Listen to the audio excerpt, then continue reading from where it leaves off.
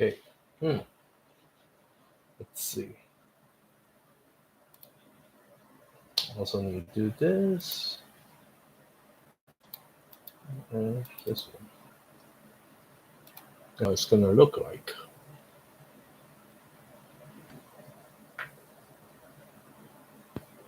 Hopefully this is going to work. No, not this.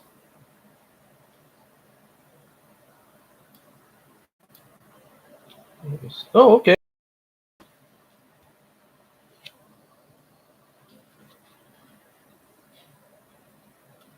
Okay. Um. So,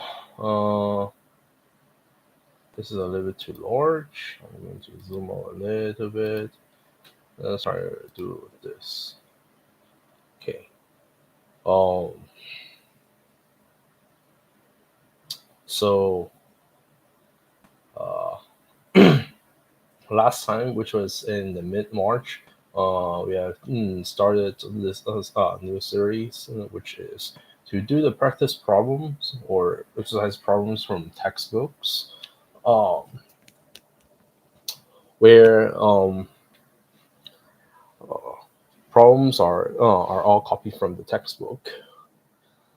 So last time we did the problems from chapter one of this textbook, and again, this is the first textbook that we're going to do, a friendly introduction to number theory by Joseph Silverman, and of course, this is also a record to see how to do the problems in, from the textbook, instead of trying to talk about or trying to explain how the materials works.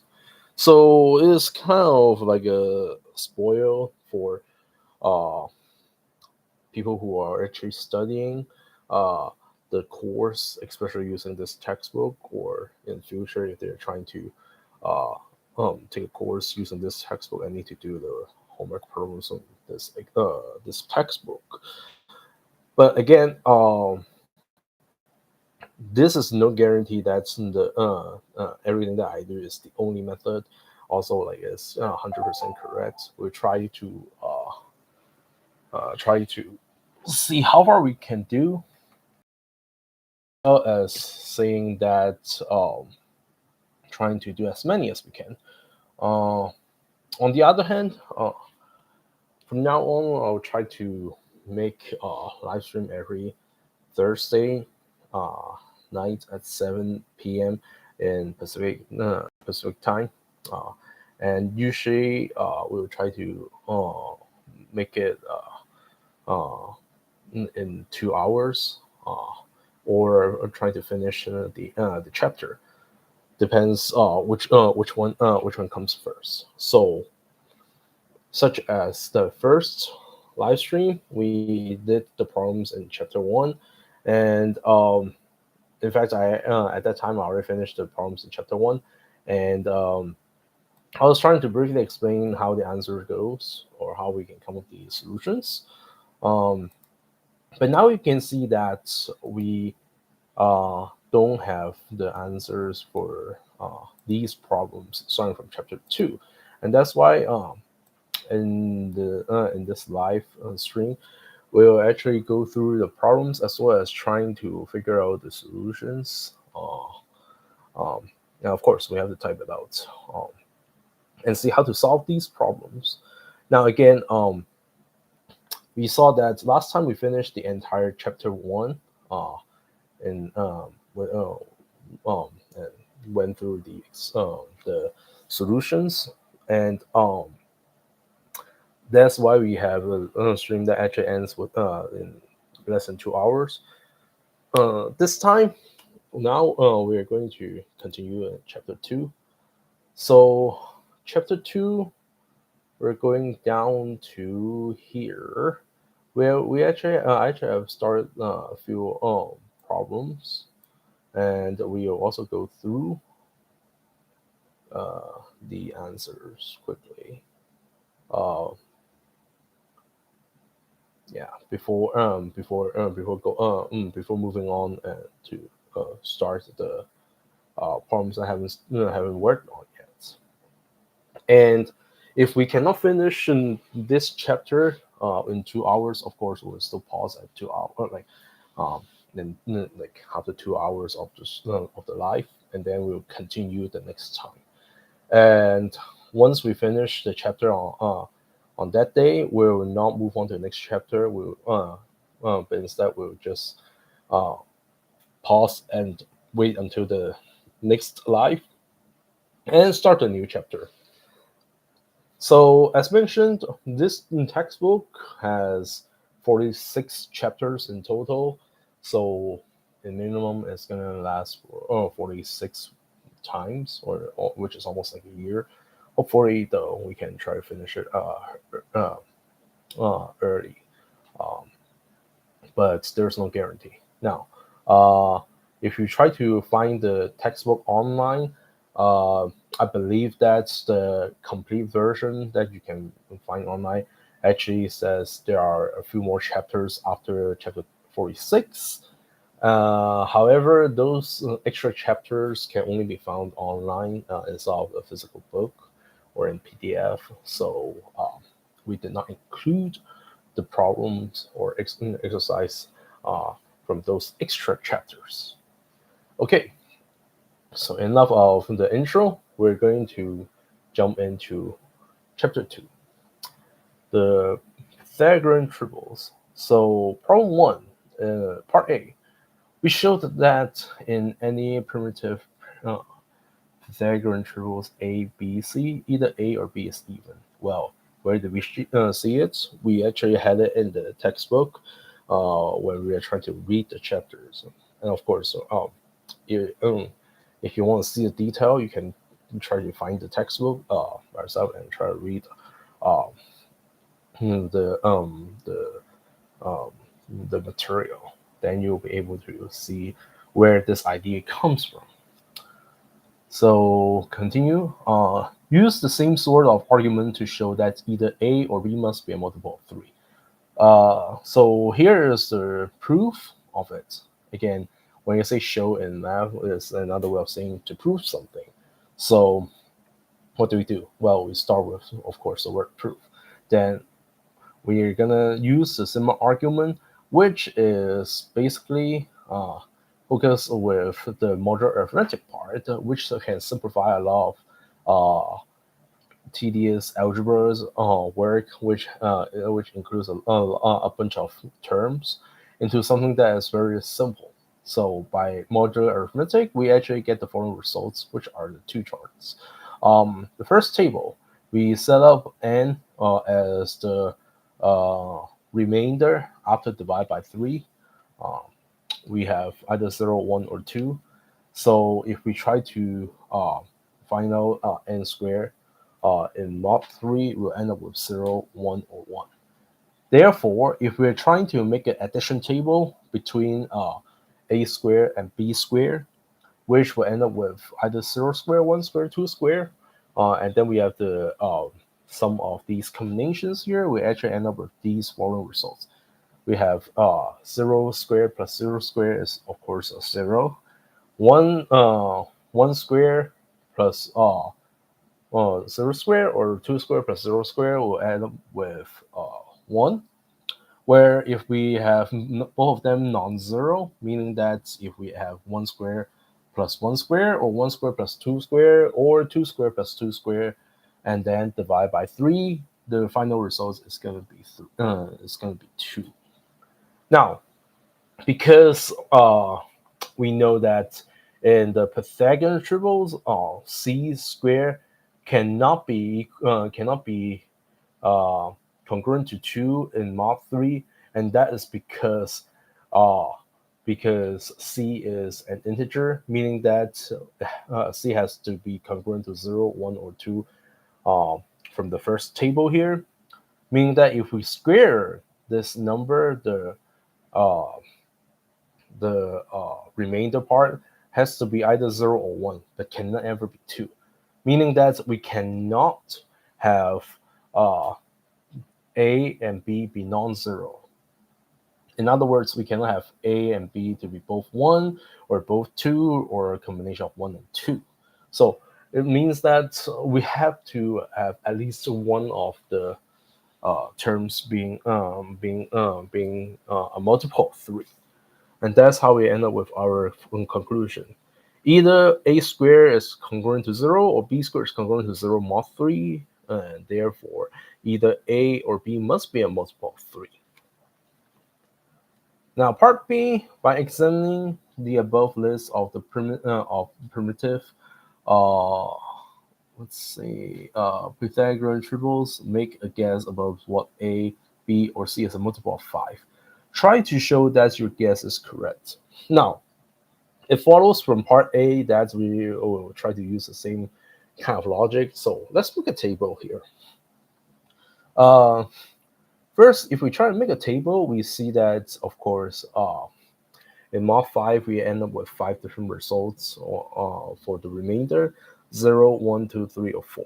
Meaning that if we square the remainder, we end up with 0, 1, or 4. Not 2, not 3. Then if we try to create an addition table using the sum of squares, we end up with either 0, 1, 2, 3, or 4. Of course, we actually end up with all possible results. Now, we can try to pay attention to where the zero terms are landed. Okay, why? Because we have a squared plus b squared equals c squared.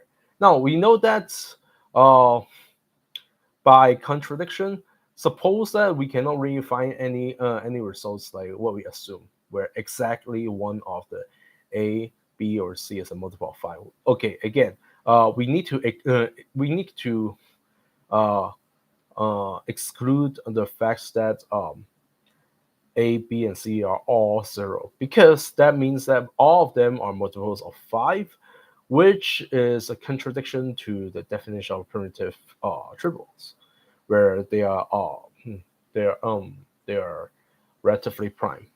Okay, so if we exclude the case of 0, 0, 0, then we can see that if we have A and B are both non-zero, then we will actually end up with uh, either either we have the sum of 0, 2, or 3. However, because the sum of the two squares is also a square, meaning that it has to be either 0, 1, or 4, but not 2 or 3.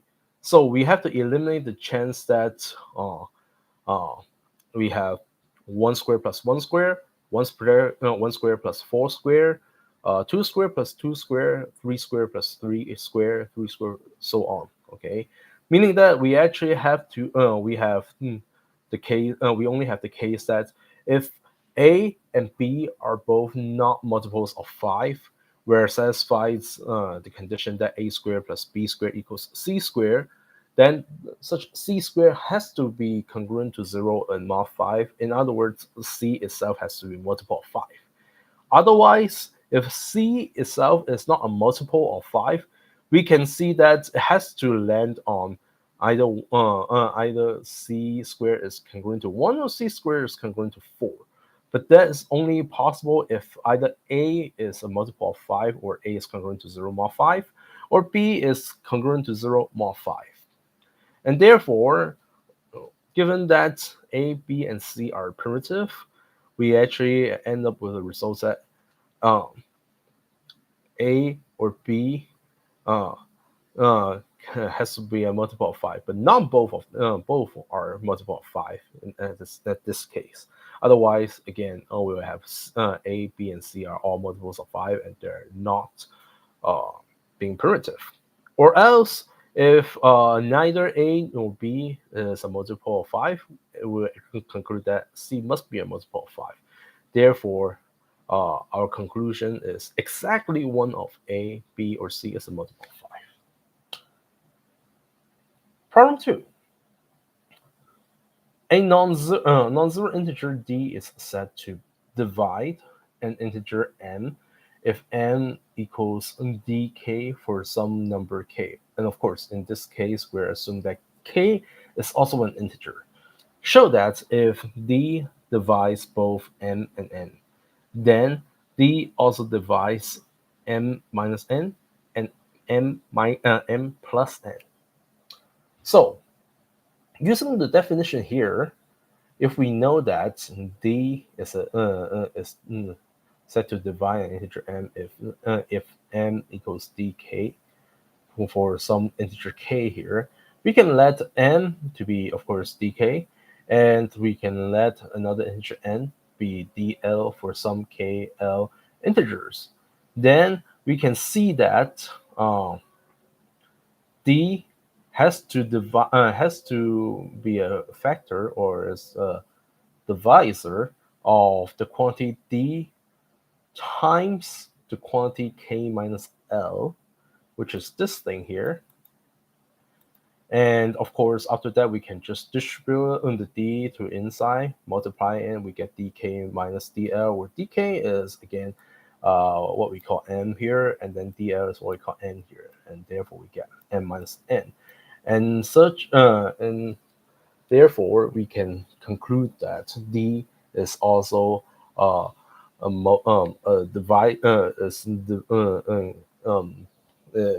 is divide m minus n here, or in other words, m minus n is a multiple of d. Similarly, we can set d, which is which is again uh, divides the quantity d times the sum k plus l, where of course k plus l is also an integer because each one is an integer. And then we can multiply the d to everything inside parentheses, and then we do a substitution to get that d times the quantity k plus l is equal to just m plus n, which again is divisible by d. Okay, now we're going to move on to a problem set we haven't started doing it. Problem 3 here. For each of the following questions, begin by compiling some data, next examine the data and formulate a conjecture, and finally try to prove that your conjecture is correct. But don't worry if you can't solve every part of this problem. Some parts are quite difficult. So let's take a look. There are 3 parts in this problem. Let's start with part A. It says which odd numbers A can appear in primitive Pythagorean triples A, comma B, comma C. Of course, we are saying that A is assumed to be odd numbers. Now, if we try to think of the some of the examples, we have 3, 4, and 5, where of course A is going to be 3 in this case, and then we have 5, 12, 13, which again 5 is an is the A value that we're looking for. We also can have a 7, 24, and 25, for example. We have something like we can have 9, 40, 41. In fact, if we try to think of this pattern here, we can see that the A value is actually equal to uh, uh, well, it's actually equal to the square roots of b plus c, if we try to set it up that way. So in other words, our conclusion could be something like like this. So we can say that, and of course, once again, we already know that a, b, and c are positive integers, so we don't have to worry about being negative or zero in this case. So we can say our conclusion that a can, let's see, we can say that all odd numbers a except 1 can appear in a primitive Pythagorean triple A, B, C. Now again, why do we have to exclude one? Based on the logic that we have, we have the a squared is going to be equal to b plus c, where the difference between b and c is just one. In other words, we can say that a squared is actually equal to b plus the quantity b plus 1, which is equal to 2b plus 1. Okay, now this is going to hold true for almost all the possible a values that we can have.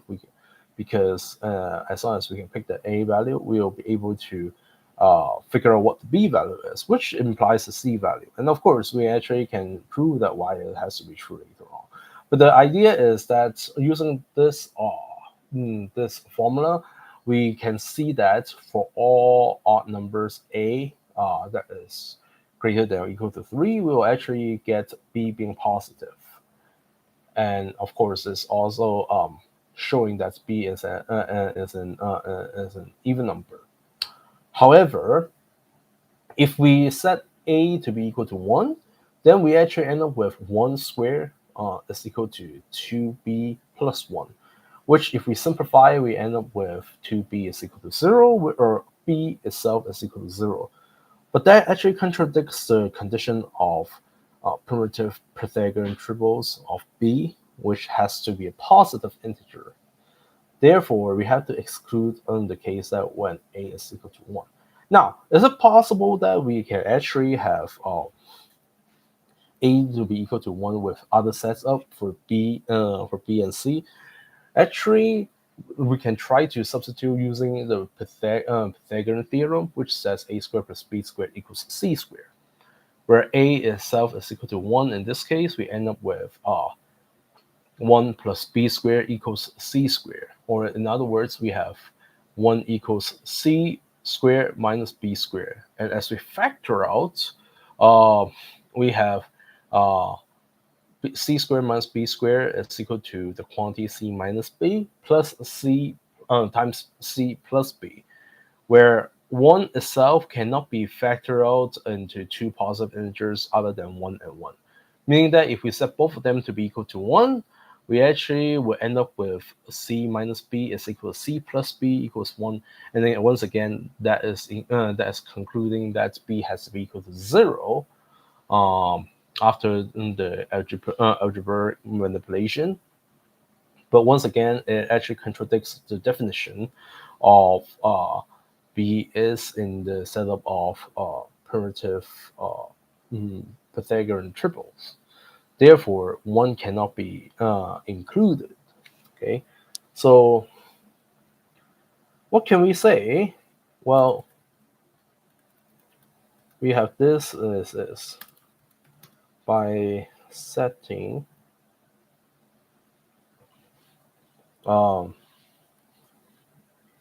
let's see, by setting c equals b plus 1,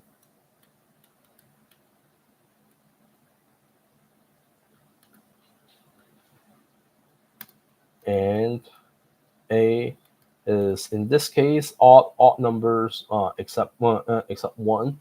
We can let a be equal to 2k plus 1 for k being a natural number or positive integer in this case. Then we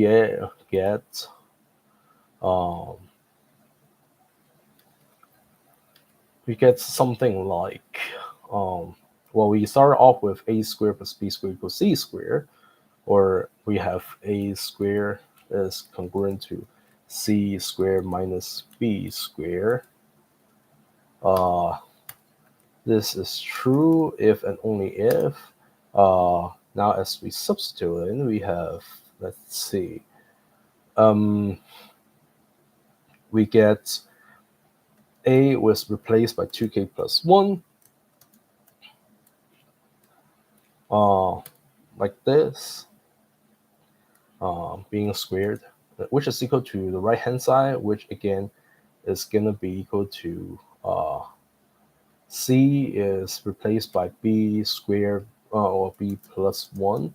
So it'll be quantity squared and then minus b squared. Now this means that if we simplify both sides, we have 4k squared plus 4k plus 1 on the left side is equal to the right side. By factoring out, we have 2b plus 1. Now, where did the b squared go? It cancels out with the minus b squared part, which implies that, or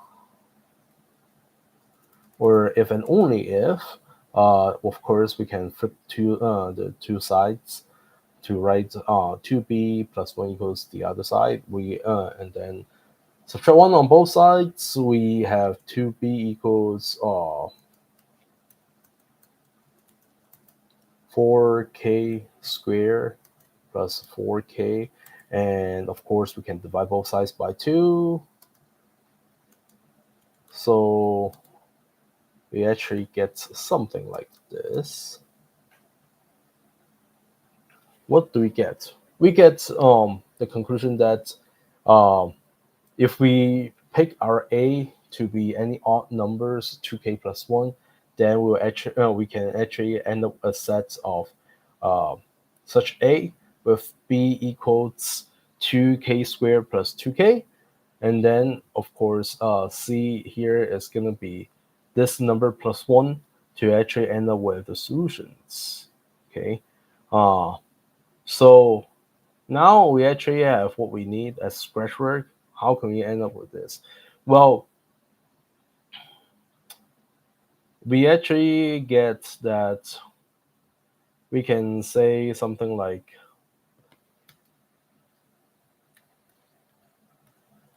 I'm going to put this to separate it. So now we have our setup. A is equal to 2k plus 1 as an odd number. And then B, in this case, we actually found what we need, 2k squared, 2k squared plus 2k. And C is equal to B plus 1. In this case, it's going to be 2k squared plus 2k plus 1 for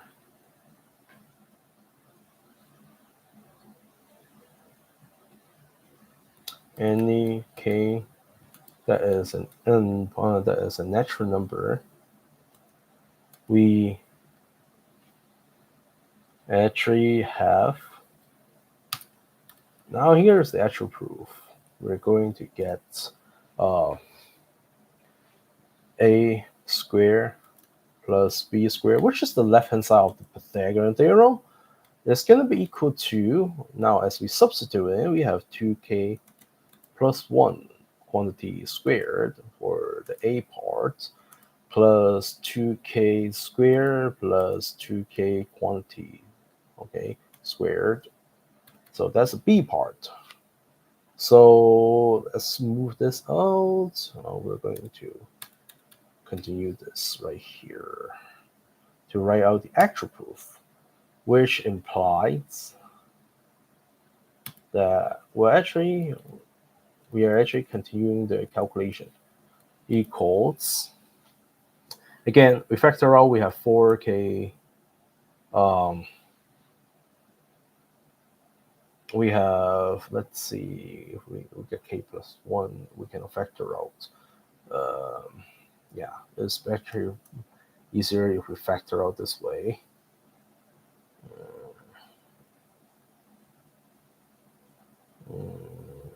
4k squared plus 4k plus 1 plus 4k to the fourth power plus 8k to the third power plus 4k squared. And again, as we simplified these terms, we get 4k to the fourth power plus 8k to the third power plus 8k squared and then plus 4k plus 1. And again, if we try to break it into three parts, we actually will end up with the quantity 2k squared plus 2k plus 1 quantity squared, which again is going to be equal to c squared.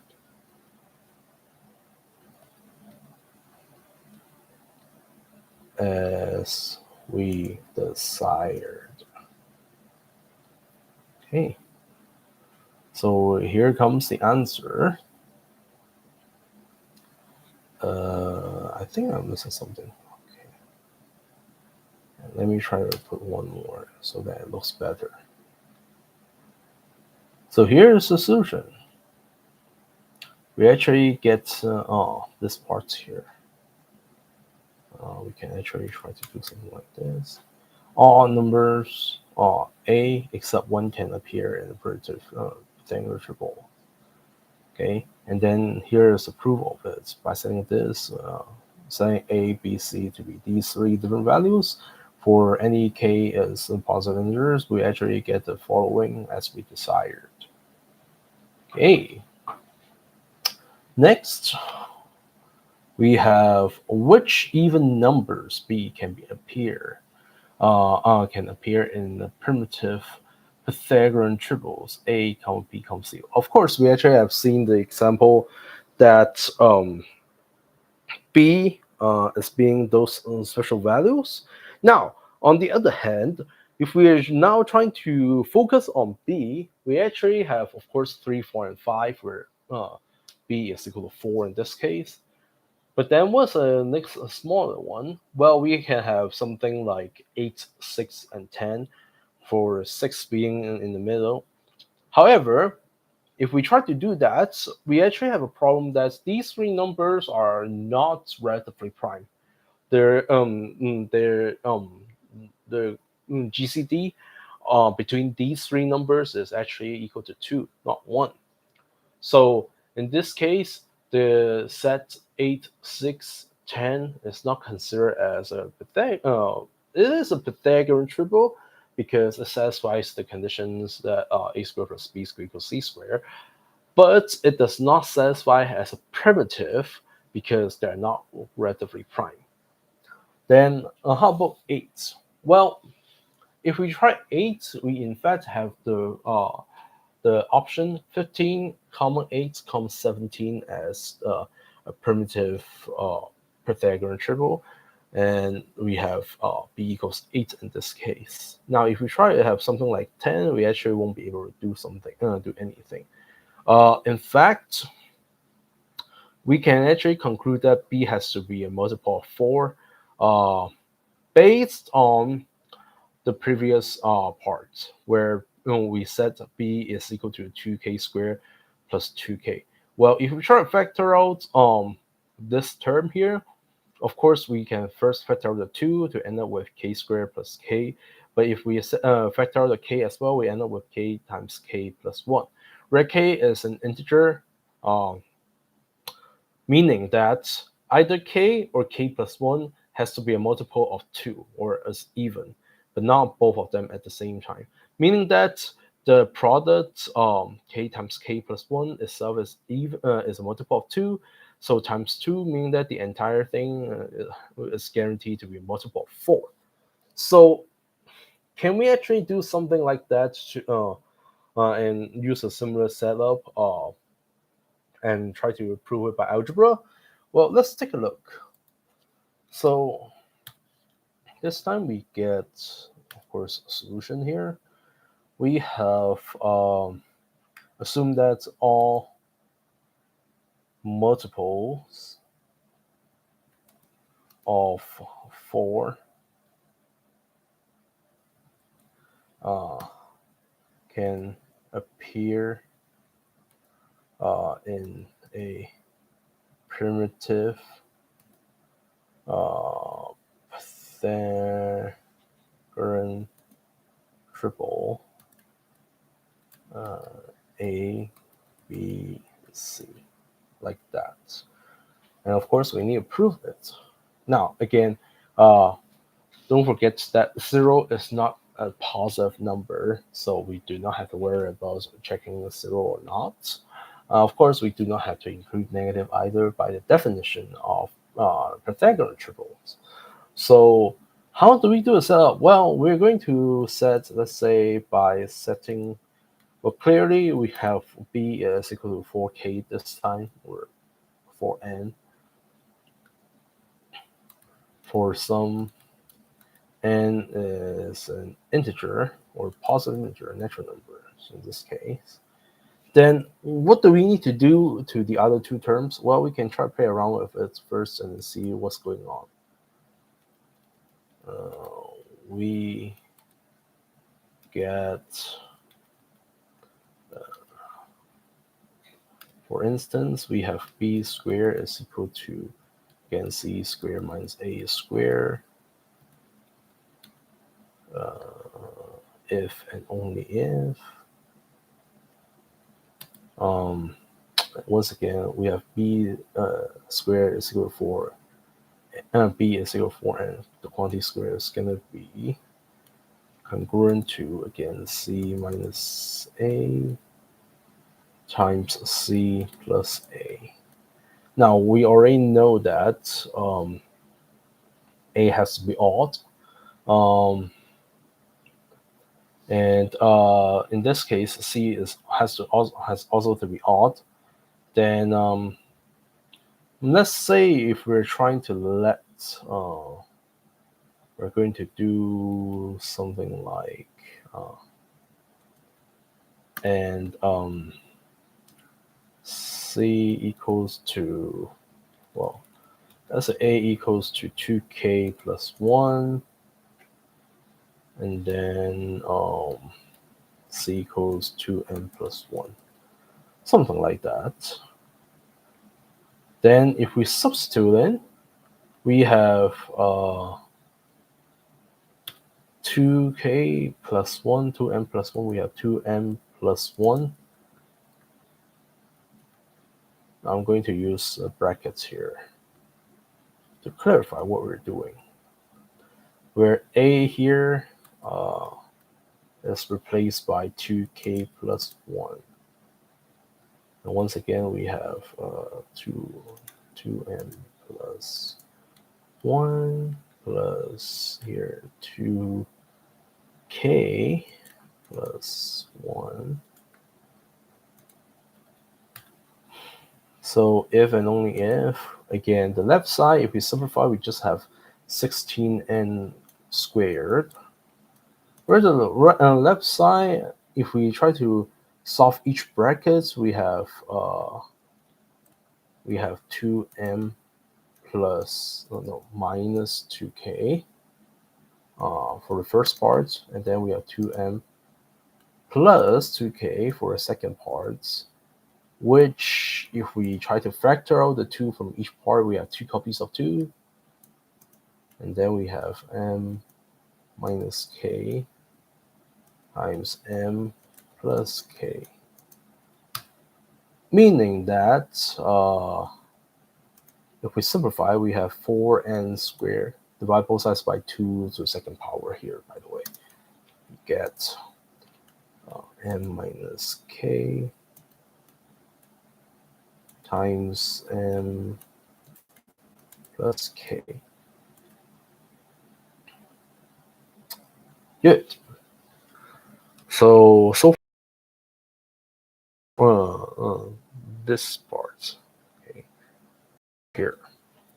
So what do we need to set up for m and k? Well, in fact, if we try to think of those numbers there,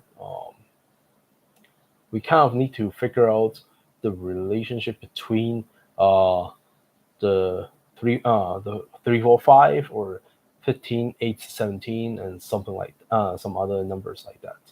And of course, it's still related to addition here. Now, if we think of the set of 3, 4, and 5, if we add the two odd numbers together, 3 and 5, we actually end up with 8, which is in fact half of the square of 4.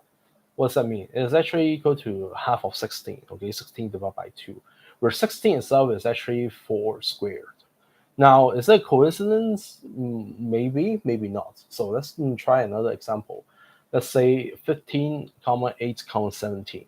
If we add up the two odd numbers, we end up with 32, which is actually half of 64, where 64 is actually the square of 8 of 8 itself.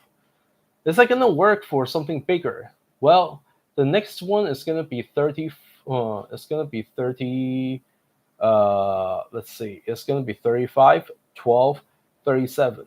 Where 35 plus 37 is equal to 72, which is half of 144, where 144 is the square of 12.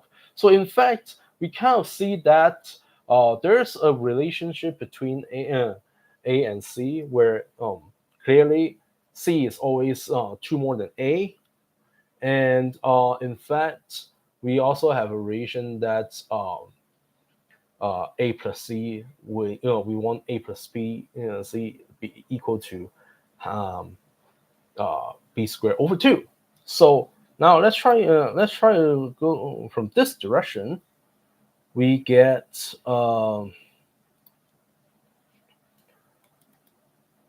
C is gonna be equal to uh, A plus 2,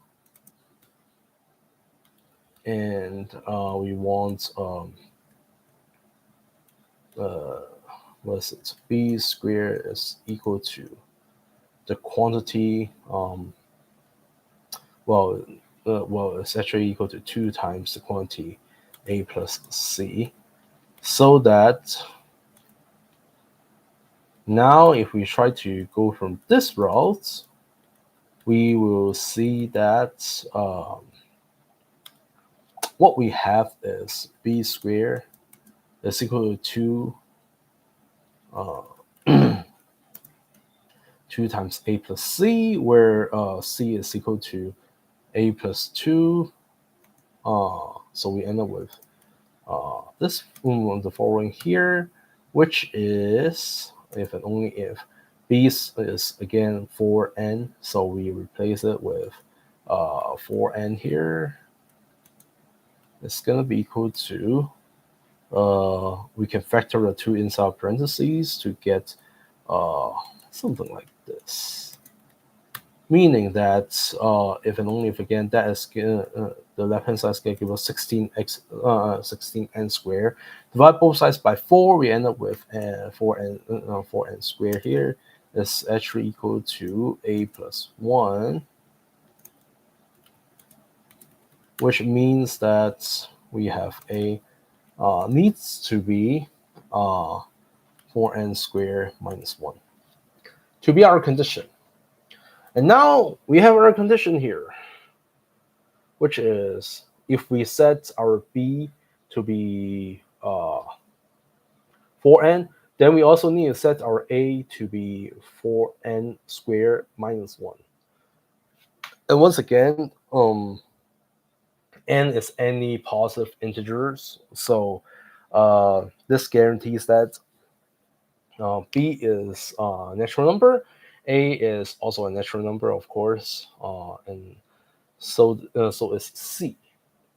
So what do we get here? We get, by setting this, we have set up our A to be equal to 4n squared minus 1, and our C is again 2, A plus 2, or 2 plus A, which is equal to 4n squared plus 1 for some for some n natural number. We get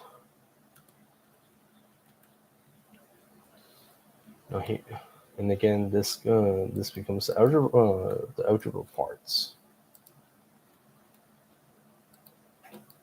We get A squared plus B squared, and again this is the setup of Pythagorean theorem, which gives us again A is replaced by 4n squared minus 1, right, quantity squared, plus b, which is b squared, which is 4n quantity squared. If we simplify this, we get 16n to the fourth power. Then we have minus 8n squared plus 1. Then we have plus 16n squared. And as we combine the like term, we turn out to have, instead of minus 8n squared, we have plus 8n squared.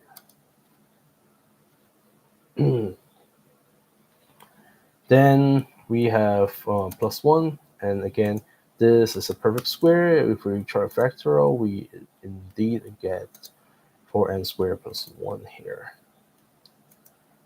And once again, this is the c that we picked. So as we desired,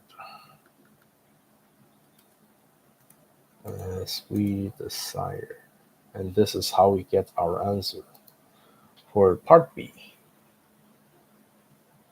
There we go. Okay, part C. Which numbers C can appear in the primitive Pythagorean triples A, comma B, comma C? Well, this one is actually a little bit more random because, again, if we try to look from both directions, we can either set our uh, n to be, our c to be some sort of 4n squared plus 1, but we can also set it as some terms of 2k squared plus 2k plus 1. So you might notice that either way we can turn it into some 4m plus 1, or in other words, it's going to be 1 mod 4 as always. But does that going to give us a better detail of it? Well, let's try to pick some examples again. 3, 4, and 5. We see that the secant is going to be equal to 5. In this case, um, we have 5, comma 12, comma 13. We can have c to be 13. We also can have c could be equal to 17 by 15 by picking 15, comma 8, comma 17. Can we get 21? Well, let's see. If we are trying to pick 21, does it satisfy to one of these two forms? Actually, it does not. And is it really possible to get 21? In fact, I don't think there is any way. Because if we're trying to factor out 21, or, well, if we're trying to make square 21, we get 441. And then if we're trying to subtract um, any square numbers, we actually don't get any square numbers back. Um, then how and then how about 25? Well, yes and no, because once again, 25 we can write as 15, 20, 25, but this is a Pythagorean triple, but not a primitive Pythagorean triple because they are all multiples of 5. Is there any other way to write it out though? I actually don't remember. So this problem uh, is actually not easy. Let's try to list them out. So if we try to come up with a solution here, we kind of see that we have 3, comma 4, comma 5. We have something like let's see, 5, comma 12, comma 13. We have um, 15, comma 8, comma 17. We don't have any for 21 so far. Um, let's see, 21. I don't think there's any. Right, for 400, that's this, that.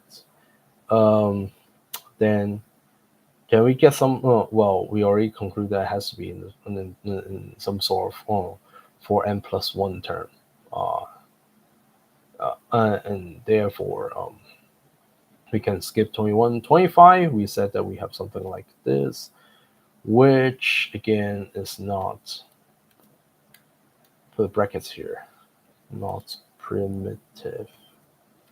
Okay.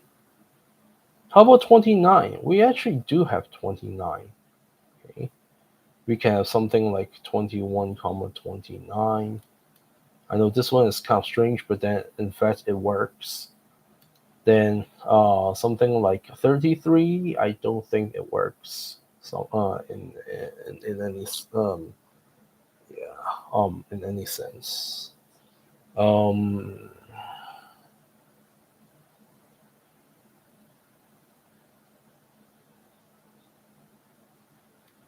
then is there any other like 37? Yes, we already just said it.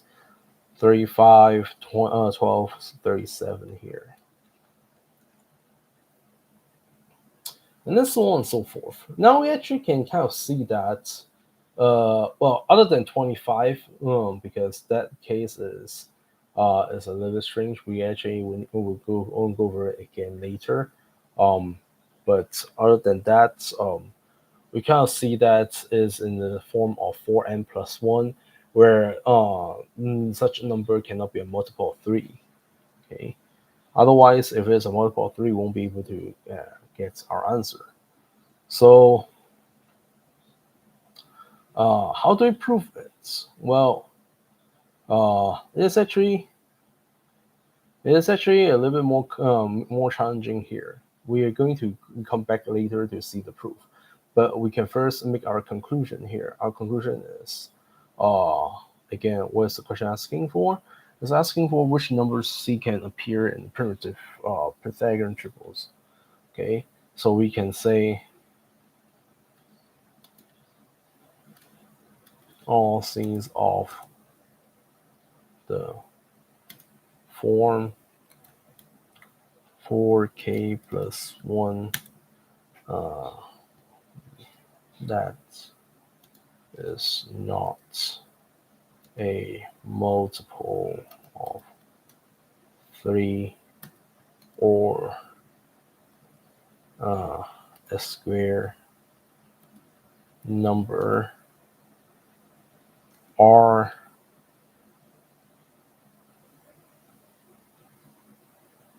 um, or can appear appear in a primitive Pythagorean triple A comma B comma C. Okay, so this is what the answer will look like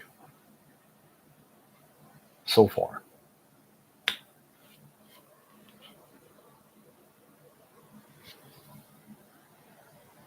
And the answer is, where did it go?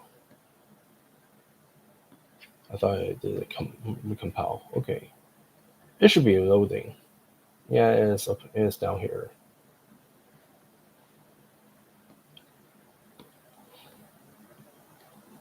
Good. Now again, we actually might come back later. Come back here later on to try to go over this answer again. See if we can actually try to complete it. Including proving um, our conjectures. Okay, or maybe our conjectures could be wrong. We can disprove it and then come up with another new conjecture or a new solution for this problem. Okay, so uh, I'm going to step out for few minutes, and then we'll come back in 3 minutes.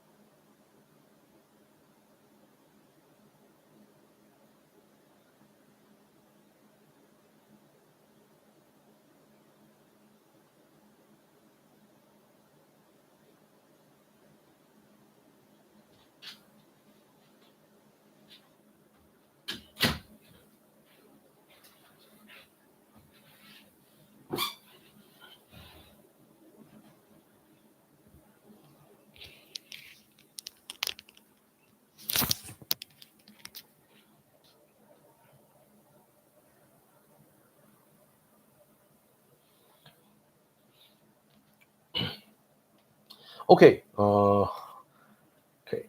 Where are we? Okay, we finished part C and problem three. So now we move on to part. And we're gonna move on to problem four. Uh, let's see, where is it? It's here. Okay, find the list. It should be here. Okay. So problem four. In our list of examples are the two primitive Pythagorean triples. 33 squared plus 56 squared equals 65 squared. And 16 squared plus 63 squared equals 65 squared. Find at least one more example of two primitive Pythagorean triples with the same value of c.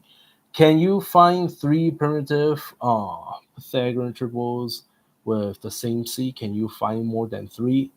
Well, short answer, it should be a yes. Well, definitely you can find another one. One another value of c, which actually can be an example of two primitive Pythagorean triples. And is it possible to find three? I believe there should be. Is there any more than three? I think there should be. Now, this is gonna take a little bit long, and the work will gonna be tedious, but we can actually try to play around with it. So, first of all, we're gonna solve the first problem. Find at least one more example, which actually has such a form there. Now we can actually see that this one is a little bit strange because when we try to look up 65 is equal to something like this, the second part is very obvious that we pick, we in fact picked the A and C values are just two apart, which is actually like one of the examples that we actually have.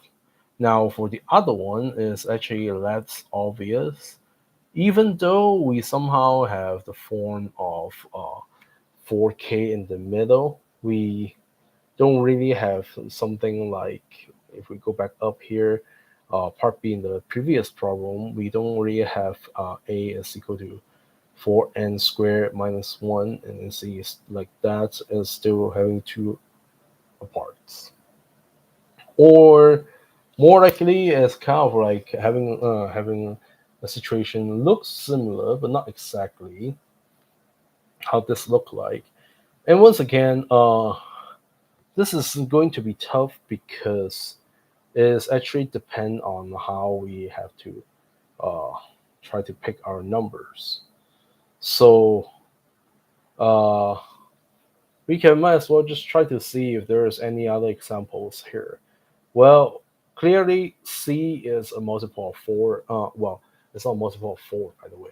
I should correct myself. It's going to be congruent to 1 mod 4. So we are going to look for something like 5, 9, 13, so on and so forth. But we see that 65 is the smallest already.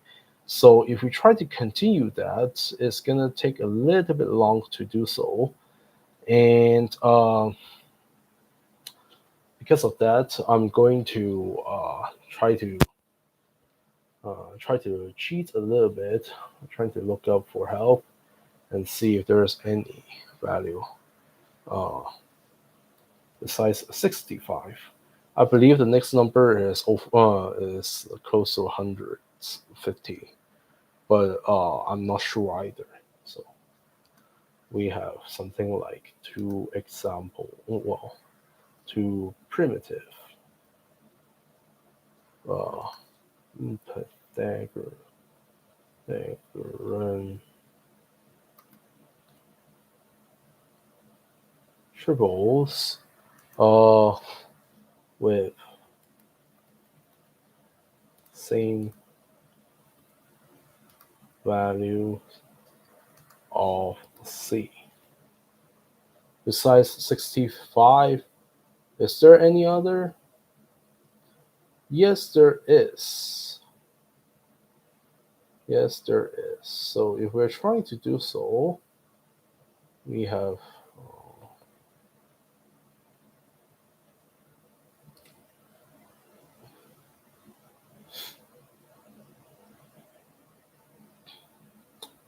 we can actually use the idea of factorization, uh, uh, that if we try to look at this example here, uh, the C value 65 and 7 is in fact is the product of 5 and 13, where both 5 and 13 are possible values of C. Um, now, of course, this is actually the smallest C that's actually made of the product of two other terms that we already have. And uh, in the textbook, there's actually a proof that why we can actually take the products based on the algebra parts. We can quickly try to show that by the following. Um, Suppose that we have something like if we pick C1 and C2, which has uh, well, A1 squared plus B1 squared is equal to C1 squared. We can see that we can actually try to brute force the the left hand side by using the idea of complex numbers. So we have a1 plus b1I times a1 minus b1I is going to be equal to c1 squared. Okay. Now, how is that going to help us? Well, if we're trying to throw in the A2, B2, C2 in it, we actually will get the following: A1 plus B1 I, and then times well, we have the minus as well, but then we we actually end up with the A1. Let me multiply it back first. B1 no squared plus B1 squared times A2 squared plus B2 squared is going to be equal to the product of C1 squared times C2 squared, like this. So we actually need to use these two expressions to help us. The first one, using the difference of squares, include well with the help of imaginary numbers, and then the second one is actually trying to do the products there of these terms.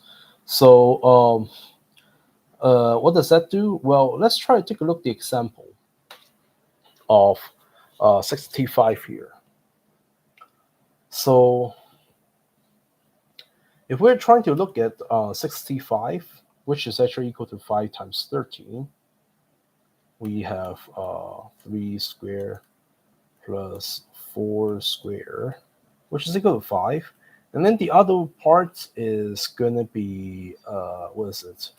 5 square plus 13, no, 12 square, which is going to give us 5 square times 13 square, which of course equals to 65, like so.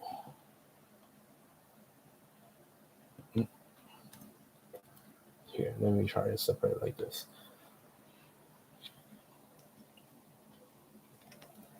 Okay,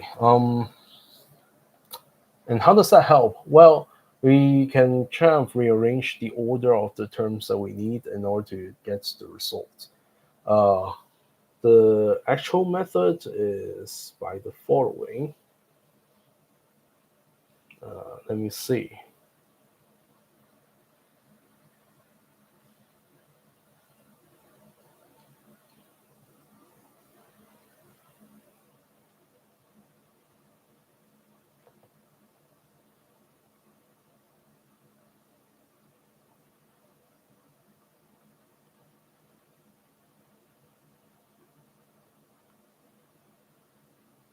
Okay, so we can try to break it into something like um, we can have something like 3 plus 4i times 3 minus 4i, which is the first part, times 5 again plus 12i. I don't need to separate it that far.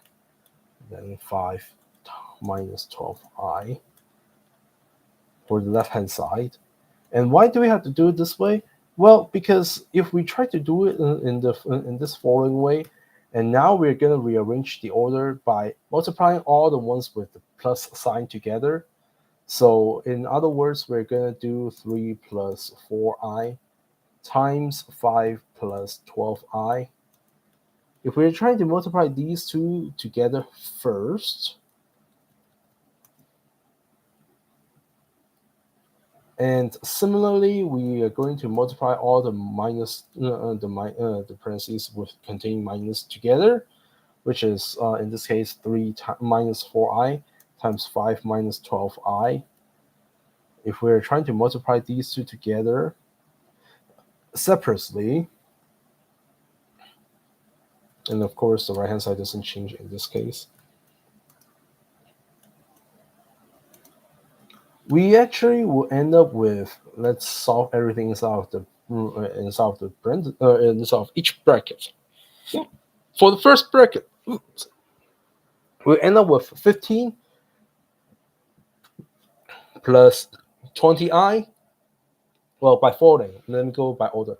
Foil, so we have 15, which is 3 times 5, which is 15, plus outer, which is 3 times 12i, which gives us 36i, plus the inner, which is 4i times 5, which is 20i, plus the last term, 4i times 12i, which is negative 48.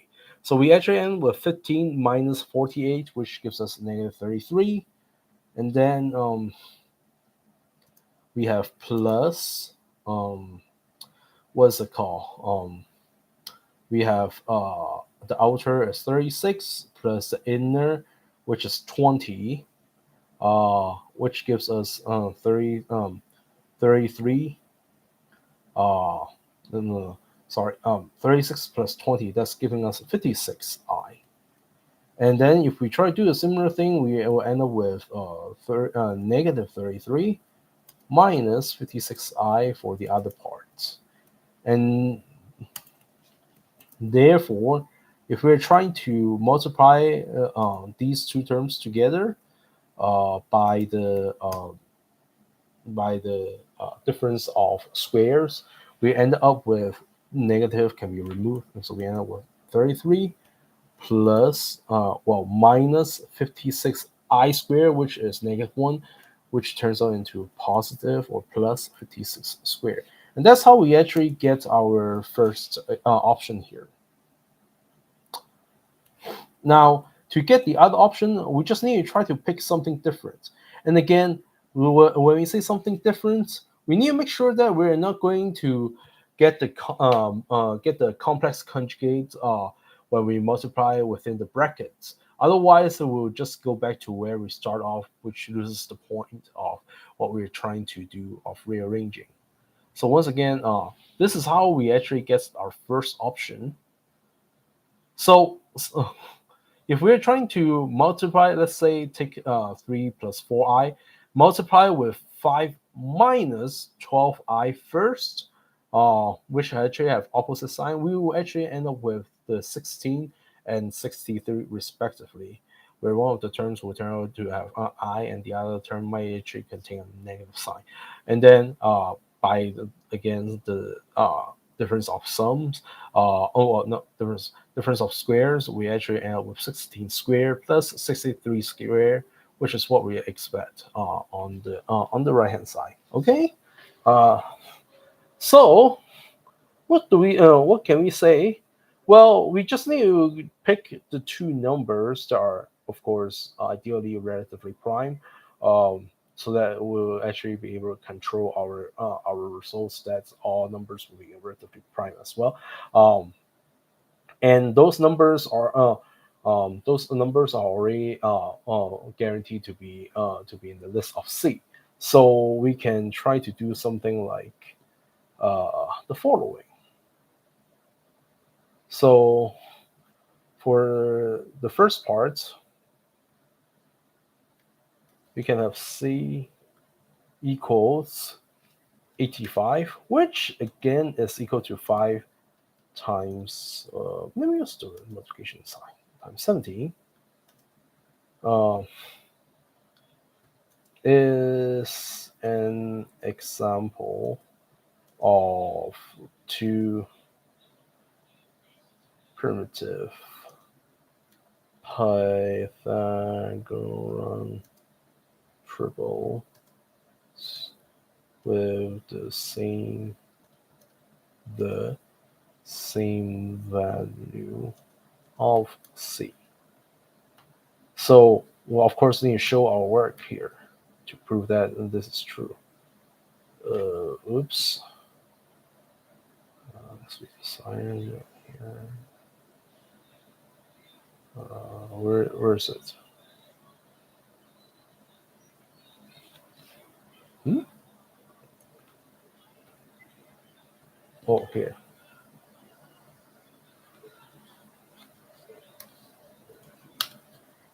So begin.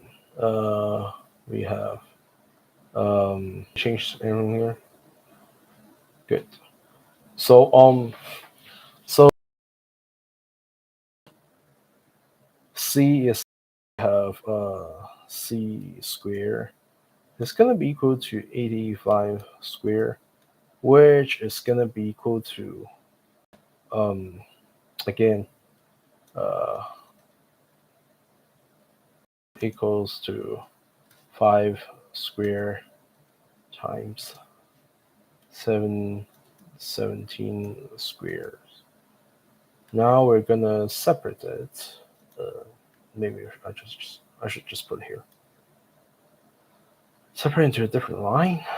Now again, 5 square is gonna be equal to 3 square plus 4 square. But I actually would like to put it the bigger number in front. And again, that's because it's easier if we put the smaller value in the back, and then we're going to change the sign of the small value and then put an I in it instead of leaving in the bigger value. Otherwise, we actually will see something like what we did in our scratch work. Anyway, we have this times 17, again 17 squared.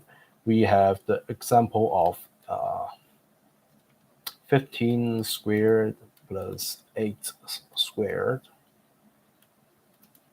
Then we can break it into 4 plus 3i times 4 minus 3i, not 31, 3i times, I can leave it like this, 15 plus 8i times 15 minus 8i, like this. And then as we rearrange the order, well, we can actually have the first option that we're going to multiply the ones with the plus signs together first. So we have 4 plus 3i times 15 plus 8i. And then we're going to multiply it with 4 minus 3i times 15 minus 8i, which of course will give us, as we try to solve each one, we have 60 minus 24 to give us 36. And then we have 3 times 15 is 45. 4 times 8 is 32. 45 plus 32 is 77. I here. Then the other one is going to give us something very similar. We end up with 36 minus 77i, which is gonna be equal to 36 squared plus 77 squared. And we can once again check that 36 and 77 are relatively prime, so we're all safe here. Now, on the other hand,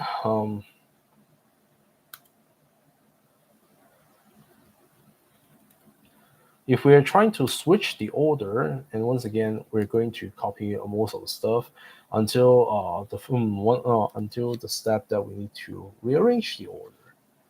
So we're gonna copy everything up here, uh, except this new step here. We actually need to interrupt with something like this. We have this and this plus. We need to switch the two signs so that now as we try to multiply, we actually get 4 times 15 is 60 still. 3i times 8i is 20, negative 24, but with a negative sign, so it turns out to be plus 24. So we have 60 plus 24 to give us 84. Now we actually see something new. Then we have 3 times 15 is 45, 4 times 8 is 32, 45 minus 32 is giving us 13. So we actually here is going to be plus 13i. Now on the other one, we will just of course end up with the conjugates here, minus 13i. And therefore, we actually end up with a different setup, 84 and 13, like this. So if we refresh it, we actually will see the answer for the first part. So we actually see that as an example. We actually get two results. Let me put a period here. Good. So is it possible to find 3 primitive Pythagorean triples? Of course. We can just pick something like, for example, um, uh, the product of 5 times 13 times 17, which are the 3 smallest value. Again, 9 is not included in this case. We actually somehow uh, know that 9 cannot be the value of C. Well, it's pretty easy to check because 9 squared is 81, minus 8 squared is gonna leave us 17, minus, oh well, 8 squared is 64, and then we have 49, and so on and so forth. We can try to compare every single one, and then there's no way we will be able to get a perfect square still after subtraction. So we can actually exclude the option of c equals 9. So now we can say that c equals 5 times 13 times what is that called? 17 is an example of 3 primitive Pythagorean triples with the same value of C. So once again, we're going to show it by listing all our different weights. Okay, let me fix this part. Good. So if we have something like that, we have 5 squared times 13 squared times 17 squared is going to be equal to, and again, I'm going to factor out all of them right away. 5 can be written as 3 squared plus 4, well, 5 squared can be written as 3 squared plus 4 squared. We will end up with 3 plus, again, I like to put the bigger one in front, 3i times 4 minus 3i. Then for 13, we have 12 plus 5i times 12 minus 5i. Then last but not least, we have 17, which is 15 plus 8i times 15 minus 8i, like so. Okay.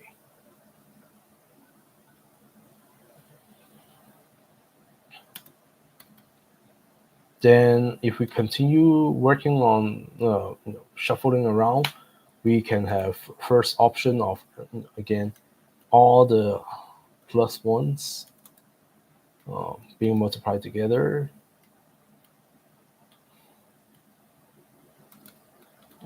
Here's a 12 like this, and then 15 plus 8i, okay, times all the minus being multiplied together. 12 minus 5i minus this. And of course, we actually will get one of the values here, which I'm going to skip. And of course, we can, I'm going to leave it blank here. Then we will go over the tedious work later on when we have time.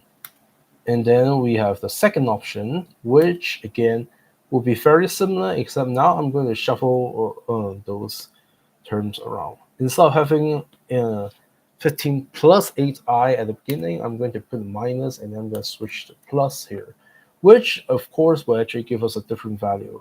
And again, if you don't believe me, you can try to calculate yourself.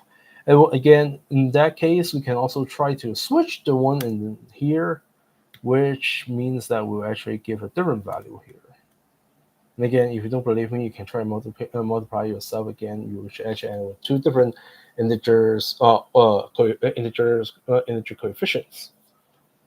So we have something like this, like this. Great.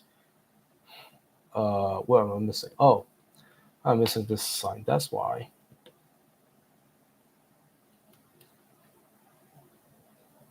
That's why it looks long. Okay, it looks good now. So we should actually end up with three different values.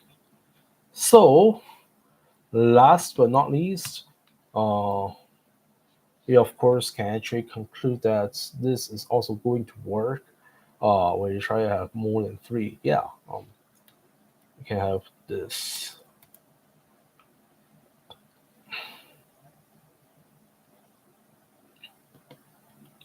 C equals 5 times 13 times 17 times, again, we skip 21 because it's a multiple of 3. We skip 25 because it's a perfect square. So we'll move on to 29 here.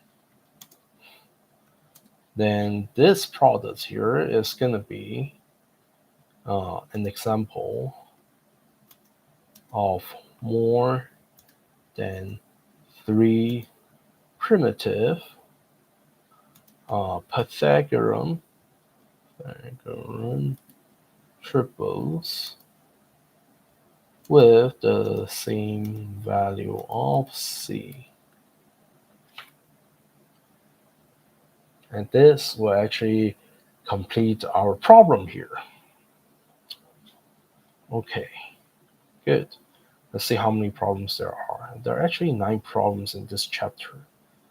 So we finished problem 4. Now we move on to problem 5. We're actually almost halfway done. Hopefully we can finish this next time.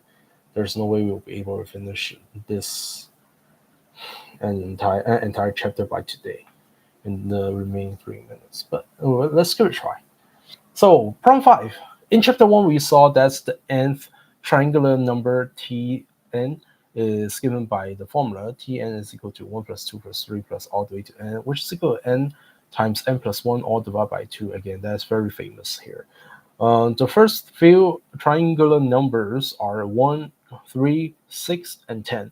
In the list of the first few Pythagorean triples, A, B, and C, we find 3, 3, 4, 5, 5, 12, 13, 7, 24, 25, and 9, 40, 41. And in fact, yeah, C can actually be can be 25. I just remember we have an option like this. So in fact, we don't have to use 29 here. 25 will also work.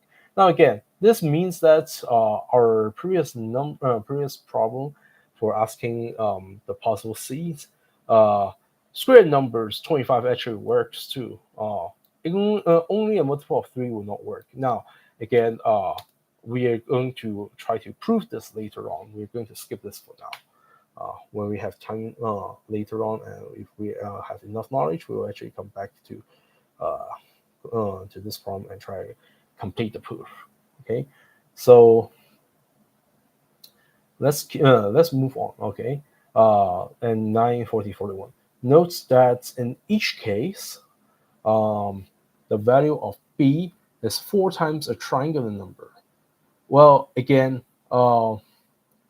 in this case, in this case here, each one is a triangular number.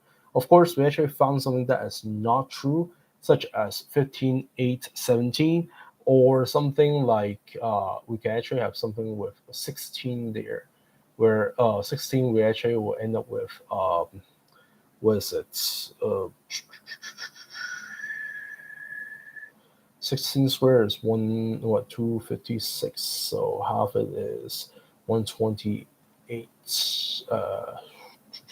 It'll be what is it, 127 and 129.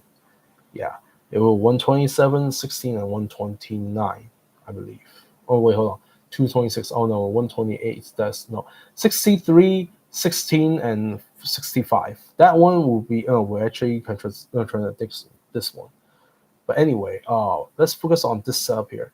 From primitive Pythagorean triples A, B, C with B is equal to the fifth triangle there. Do this for this.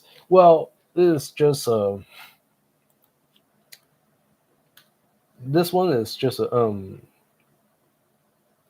it's just a pretty easy problem here that we are going to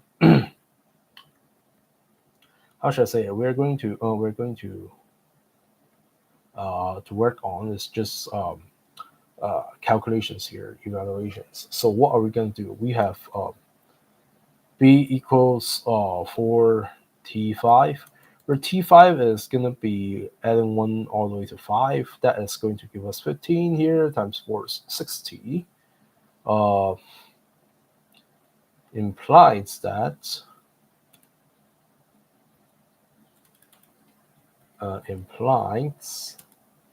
um, C here, we actually can see in this pattern that C is always equal to B plus 1, which is equal to 61. And in this case, we see that A squared is equal to B plus C, 121. In this case, A is going to be equal to square roots of 60 plus 61, which is equal to 11 here. Well, of course, we also can see that in our setup here, which is actually relate back to problem 3a here, the answer that we have.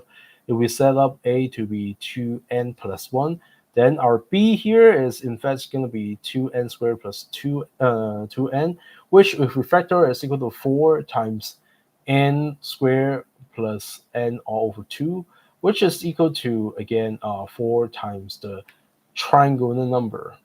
So that's why it's actually we should be very familiar of it already because of answers the problem that we actually answered. Okay. Then similarly, we actually need to do B for T6, T7. B equals T for T6, which is again T6 is 21 times 4 is 84.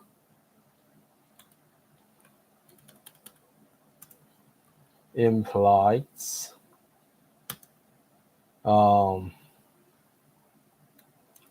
C is going to be equal to 1 plus B, which is 85, and A is going to be equal to square root of 84 plus 85. That is going to give us 169, and then the square root of it is 13.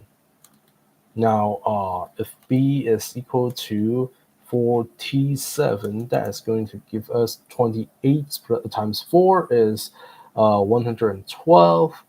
Then this implies C is going to be equal to 113, and our A value is going to be equal to square roots of 112 plus 113, which is going to be equal to 225, and the square root of 225 is 15. And there we go. We actually can double check. We see that the A value is increased by 2 every time, and then the C value is always 1 higher than B, which actually is under our expectation based on the pattern that we see from the setup. Pretty good. So, part B. Do you think that for every triangular number T sub n, there's a primitive Pythagorean triple A comma B compensate with B is equal to this? If you believe that this is true, then prove it. Otherwise, find some triangular numbers for which it's not true. Well, again, we have already proven it in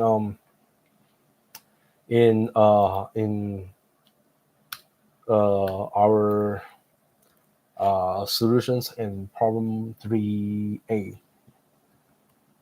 So see the solution of problem 3a. There we go. So we're done. Actually, this one is actually related to again, the old problem that we just did here. Again, we have the setup here. So next, we have we're down to problem 6. If you look at the table of the primitive Pythagorean triples in this chapter, you'll see many triples in which C is 2 greater than A. Again, this is the second option that we have, which is related to 3B. So, yeah, for example, the triples 3, 4, 5, 15, 8, 17, 35, 12, 37, and 63, 16, 65 all have this property. Finding 2 more primitive Pythagorean triples, A, B, C, having C equals A plus 2. And again, the setup is when we have B is actually equal to 4n. Well, in this case, we already have find out when n is equal to 1 to 4. So we can just find out 2 more by setting our n is equal to 5 and 6. So here comes the solution. The gain solution. We have when B is equal to 24, which again is equal to 4 times 6. I'm going to put it like this. Goes 4 times 6. Okay. Then of course we can just use our our own answers. So we have this setup here. Then we get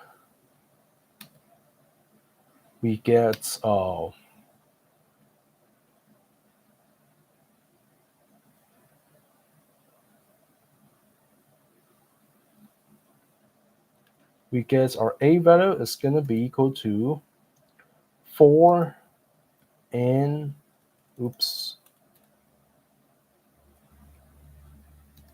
squared minus 1. Again, now we need to solve this. 6 squared is 36 times 4 is 144 minus 1 is 143. And we have C is going to be equal to 4 times 6 squared plus 1.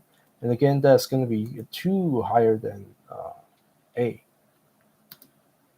To be the primitive. Again, we are actually care about primitivity here. primitive Pythagorean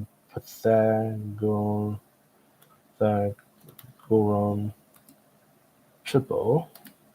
What's the A again? We have A as 143, and then we have B to be 24. Or maybe I should put it as a math 143, 24, and then we have 145. And again, we actually can see that the sum of A and C is going to be a half of B squared, which is what we should expect.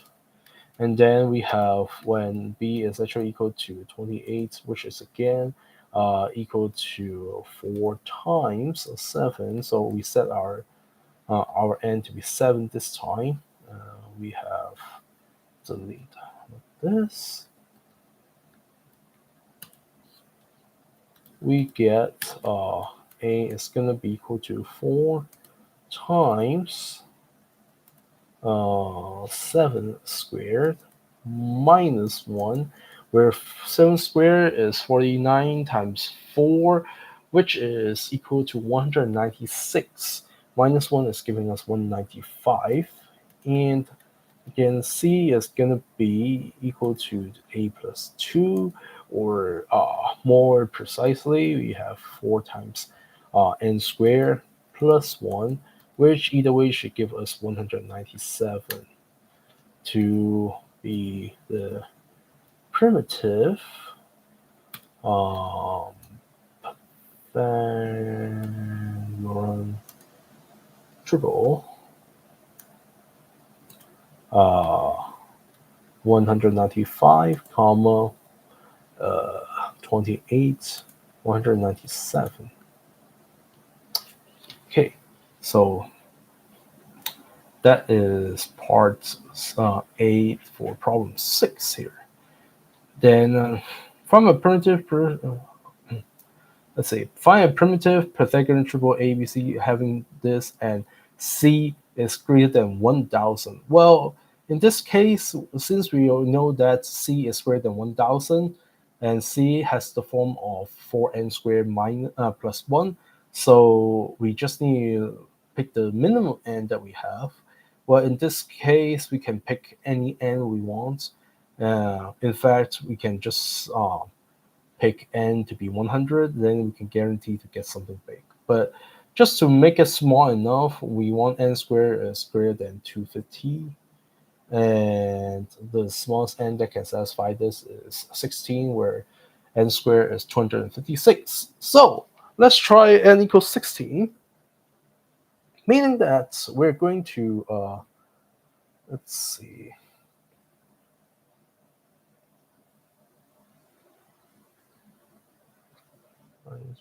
oh, did I forget something here? No, I'm good. Okay. So let's try something like this. Pick b equals 4 times 16 squared. Oh, no, no, no, no, no. Sorry, that's the a value. We want 4 times 16, which is actually equal to 64. Then c is going to be equal to 4 times what's it, 16 squared plus 1, which is going to be equal to 16 squared is 256 times 4 is 1024 plus 1 is 1025, which is of course greater than 1000 as we want. And a is then going to be equal to 4 times 16 squared minus 1. Again, that's going to be 2 less than that to satisfy becoming a primitive Pythagorean triple. Pythagorean triple. There's an A there. oops, here, 1023, and then we have 64 and 1025 with C equals 1025, which is greater than 1000. Very good. All right.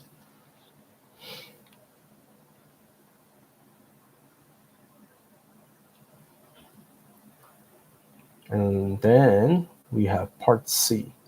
Try to find a formula that describes all primitive Pythagorean triples this having this. Well, again, we actually have the answer in part 3b. So we're not going to go over it again. Uh, see the answer of uh, problem 3b. Problem 7, the third of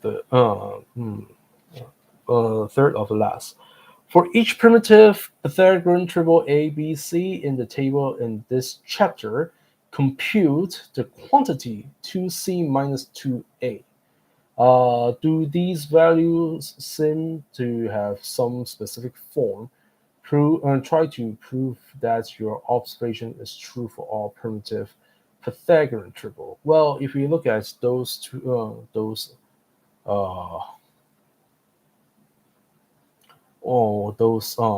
those values, if we have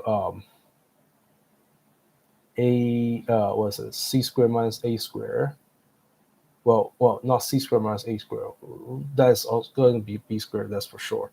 But 2c minus 2a, well, if we try to take a look at 2c, just c minus a itself, okay, we see that for these examples here, such as 3, 4, 5, 15, this, here we have c minus a is going to be 2. So 2c minus 2a is definitely equal to 4.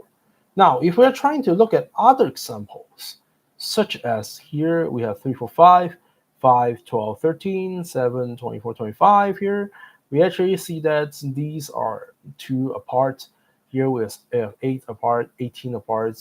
Well, but regardless of what we have the difference is also multiple of 2.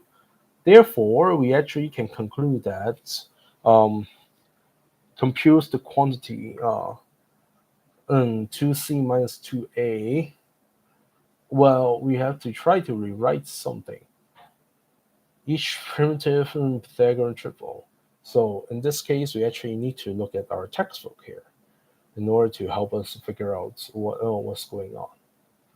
So let me see. We have the textbook here. And so if we're trying to go back to the textbook, let me see if we can try to look at some primitive. We have this.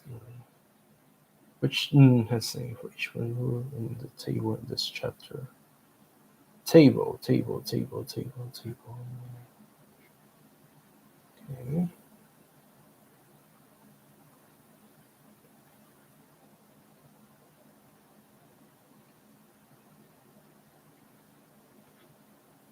So which one are you talking about? In fact, we're actually trying to talk about this part here, which is actually not included in the exercise problems itself. It's actually before, like in the before the, no, before going into exercise problems. So I'm going to change it to this part here, which is the textbook.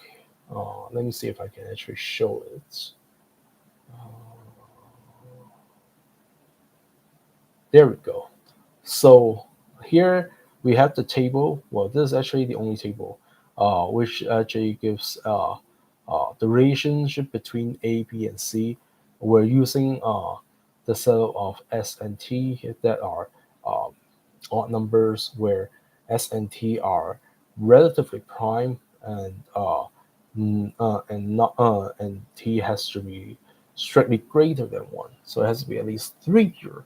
Then we actually see that using this setup, we have uh, uh, our solution here is going to be related to the following.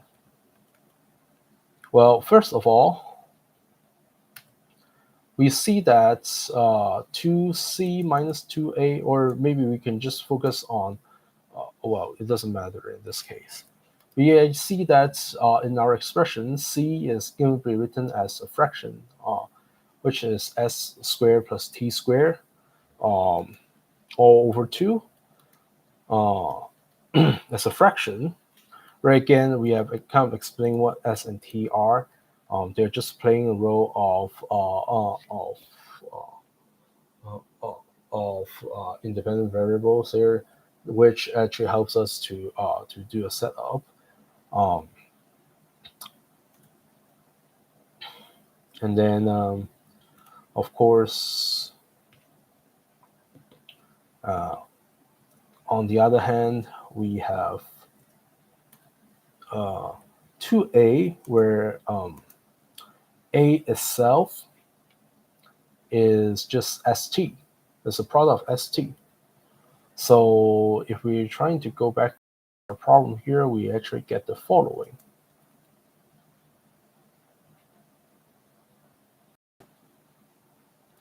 We have, oops.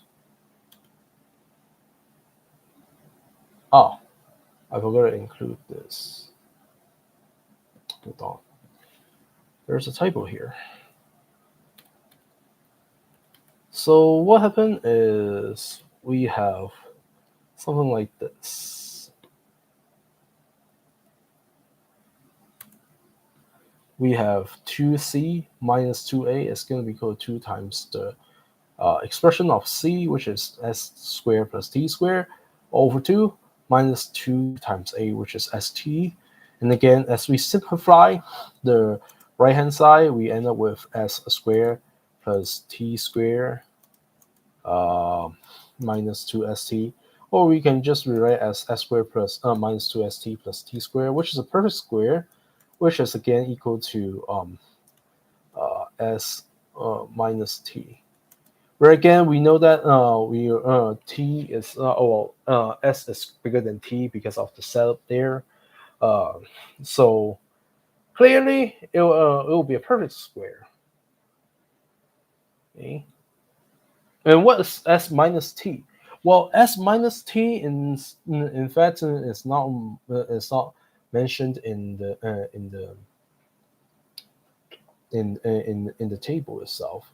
If we don't particularly talk about what s and t are, but just keep in mind that we are actually using s and t as kind of like a, like a parameter to help us to find out the values of a, b, and c respectively.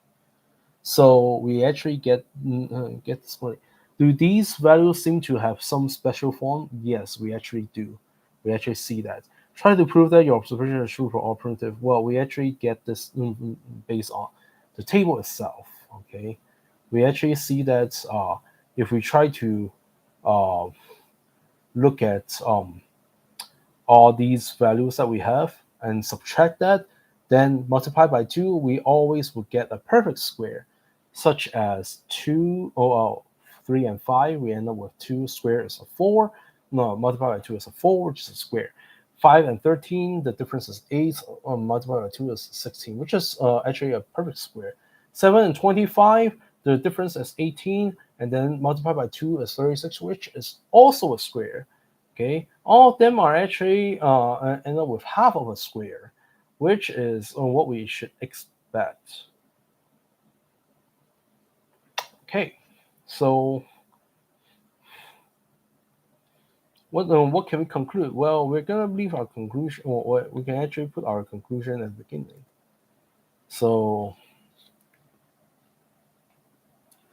um, the quantity of 2c minus 2a. Oops, that's not right. enter. 2c minus 2a. Why is it up here?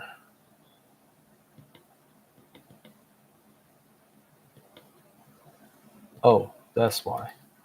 2c minus 2a is always a perfect square.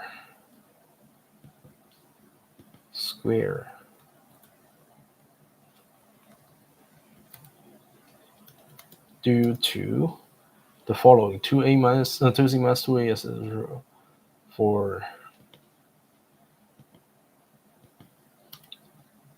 the sum st what is it? I'll write it in the form like this: plus 1, meaning that these are odd numbers.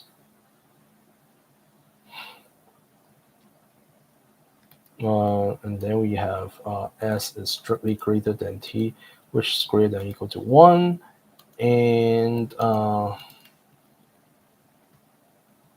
no, not this, GCD of s and t is equal to 1.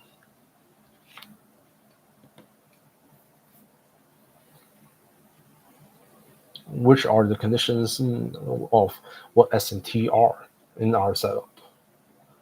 Okay. So number 8, let m and n be numbers that differ by 2 and write the sum 1 over m plus 1 over n as a fraction in lowest term. For example, 1/2 plus 1/4 equals 3/4, and 1/3 plus 1/5 equals 8/15. Then compute the next 3 examples, okay? And then write the sum as fractions in lowest term, like this. Okay, so what does that mean by uh, uh, uh, next 3 examples? We already picked n is minimum 2 uh, in this case, and then write as fraction in the lowest term, okay, different by 2. So we have 2 and 4. Next we have 3 and 5. So the next 3 examples are going to be 4 and 6. What is it? 4 and 6, 5 and 7, and then 6 and 8. So we have the first one is going to be 1 over 4 plus 1 over 6, which is equal to fraction 5 over 12. Then the second one is going to be equal to 1 over 5 plus 1 over 7. It's going to be equal to cross multiply. We have the top is 5 plus 7 is 12. The bottom is 5 times 7 is 35. Then last but not least, we have 1 over 6 plus 1 over 8, which is equal to, if we cross multiply, we have 48 on the bottom, but on top we have 6 plus 8, which is 14. So it's a multiple of 2. Divided by 2 is a 7. And 48 divided by 2 is going to be 24. And that's going to give us the 3 next examples in the lowest terms. Okay. Let's see. Here's the last problem. Examine the numerators and denominators of the fractions in A and compare them with the table of Pythagorean triples on page 18. Formulate a conjecture about such fraction. So again, we need to go back to page 18 on the textbook. Is oops. Again, I'm going to show it at the end, which is this table here. Okay, again, we're looking for 5, 12, 7, 7. Oh, we have 5, 5, 8, 12, 7.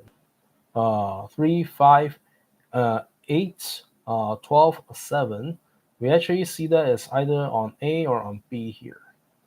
Okay, and is it gonna be on both at the same time? I actually don't think so, but uh, this is pretty much what we can have.